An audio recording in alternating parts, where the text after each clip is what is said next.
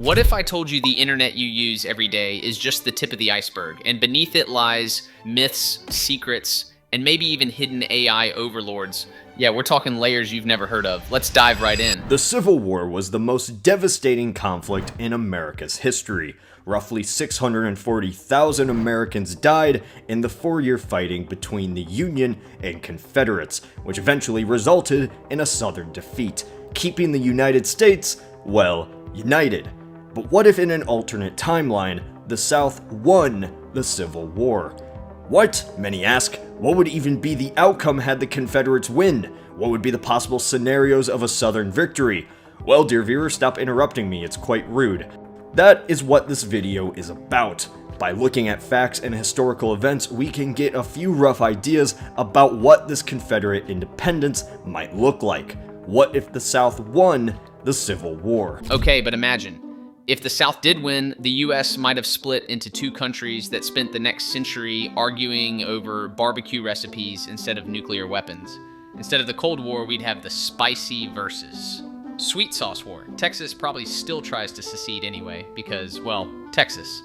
I'm not here to make an argument about whether the South could have won the war. The Union definitely had a significant advantage, with a higher population, more industry, and larger army. But in this alternate timeline, things go right for the South. The future in this Confederate victory would depend on two factors: the peace negotiations with the Union and the size of the conflict. Being smaller and less developed, the South would only have a successful existence if the Union simply gave up on their war effort. There were people in the North who would have went into a treaty with the independent CSA. George McClellan, a Union general turned presidential candidate, even spoke of going to peace talks with the South, so it wouldn't be too crazy if this did happen. In this alternate timeline, it does, effectively letting the South win the war. If the South won early into the conflict, relations wouldn't be too damaged with their former Americans. Each nation would control themselves and trade with one another. Just as in our timeline, Northern textiles use Southern cotton to create products which make the South wealthy. This economic relationship could easily continue if both were separate nations, at least for a little while.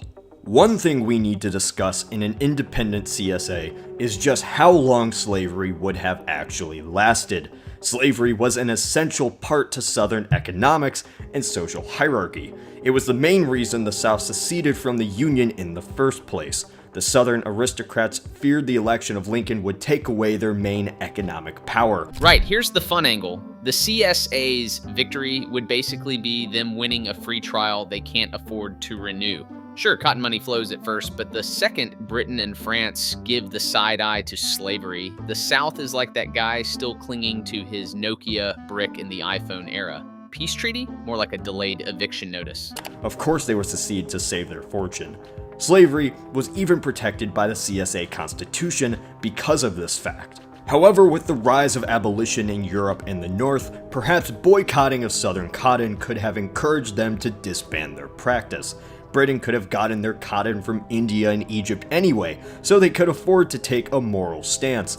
Just as South Africa was slowly forced from the international community to disband apartheid, so would the CSA be forced to give up its slave-based economy. Combined with increasing industrialization, less economic profit, and need to compete with Western nations, opinion could be forced to change slavery in the South. Slavery would have been disbanded only in the face of complete economic collapse, but eventually it had to be abolished, or I sure hope it would have.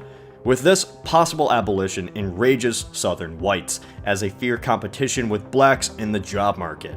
We could see an alternate parallel of the KKK be born inside the South, but fighting against the anti-slavery Confederate government and free blacks. Even if the South disbanded slavery, that doesn't mean they allow equal rights to blacks. With a massive black population in the CSA, almost 50% in some states, an undemocratic government would be put in place to keep black citizens from gaining political power. This part feels like watching history remix itself into a darker sequel, CSA 2.0 civil rights, but make it worse. Even if slavery ends, you've got nearly half the population still locked out of power. And that's a recipe for endless unrest. Imagine apartheid-level sanctions mixed with Jim Crow politics, all in a country pretending it won. The irony, the South might have abolished slavery only because the global market unfollowed them. Basically canceled by the 19th century version of Twitter. Much like an apartheid government in South Africa, however, with a sizable white population, the government maintained support.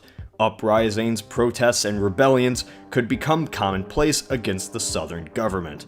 Politics inside the Union are drastically shifted as Lincoln and the Republican Party are remembered as the people who lost the South, because Washington, D.C. is so close to the Confederates and it was built as a compromise between North and South. The capital of the U.S. is moved, probably to a city such as New York or Philadelphia.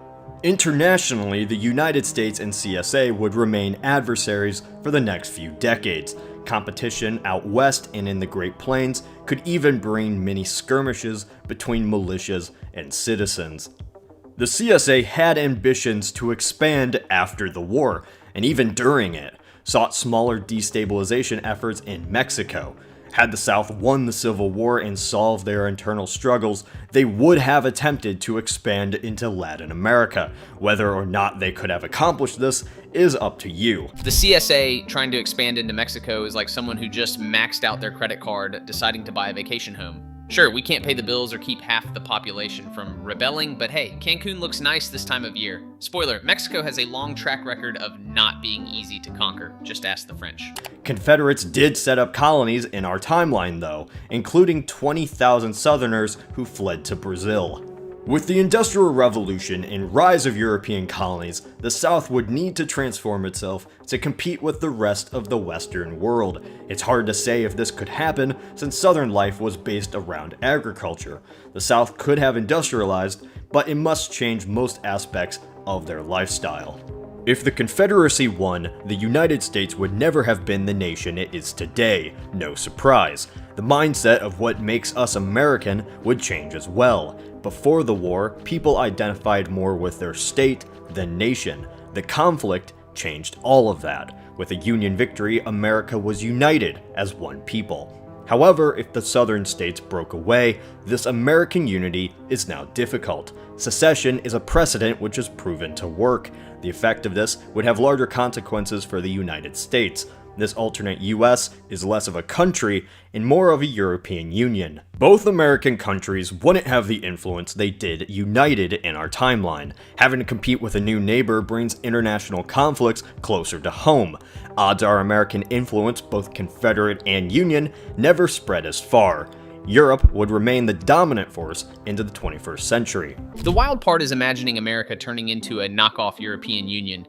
50 states acting like moody siblings in a group project. Suddenly California's like, we're basically our own country anyway, while Texas is eyeing its own flag collection. And the whole 20,000 Southerners in Brazil thing, that's basically the spin-off no one asked for. Confederates. International. Meanwhile, Europe gets to stay the main character of global politics, sipping tea while America fumbles with its split-screen sequel.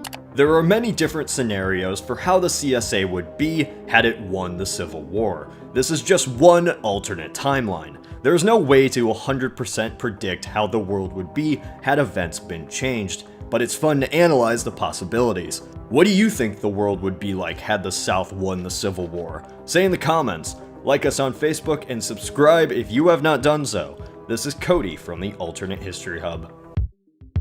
And that's the beauty of alternate history. It's basically the ultimate choose your own adventure, except with entire nations at stake instead of whether your character finds a hidden treasure or gets eaten by a swamp monster. Every what if spirals into a dozen more, from barbecue-fueled trade wars to Confederates chilling in Brazil. It's messy, unpredictable, and weirdly addictive to think about. Alternate History Hub did an amazing job with this breakdown. The link is in the description, go check it out. And hey, next time, we'll be diving into another world that could have turned out very, very differently. Stay nerdy.